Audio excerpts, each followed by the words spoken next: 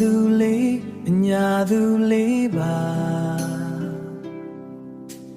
တာယာလှပါအလားတွေနဲ့ဝေစား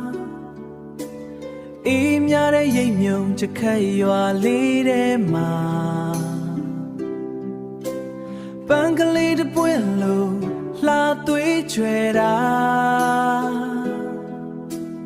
တို့ရွာကသူလေးအလားဆုံးပါကွာစံရွယ်ရှိရှိရိုးရိုးရင်ရင်နဲ့မြမဆန်းဆန်းအလှတရားတွေချမ်းရံလျက်စကားတန်လေးကတိမ်ငွေနူးညံ့လိုက်တာပြာရည်စက်လို့ချိုတာတဲ့ပြောဆိုမှာ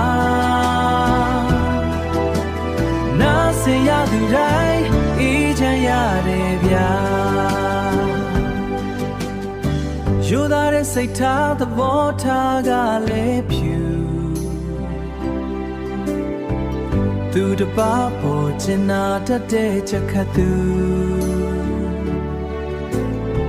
နုနယ်တဲ့နှလုံးသားပိုင်ရှင်လေးမို့ကြည်လင်တဲ့ကံရည်ပြင်းလို့အေးမြလို့မျက်နှာစရာချက်ခတ်ရွာသူလေးပေါ်လေး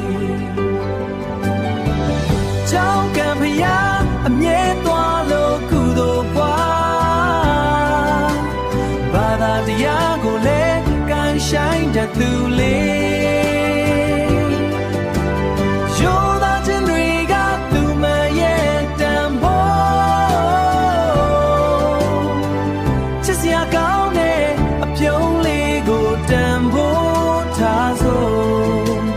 တို့ရွာရဲ့ဂုံဆောင်လှရုပ်တွင်လေးရဲ့ချက်ခတ်ရွာသူလေးရိုးသားဖြူစင်တဲ့အလှလေးရဲ့ဘဝစတိုင်းလဲဆုံးစည်းခွင့်ပေးပါကွယ်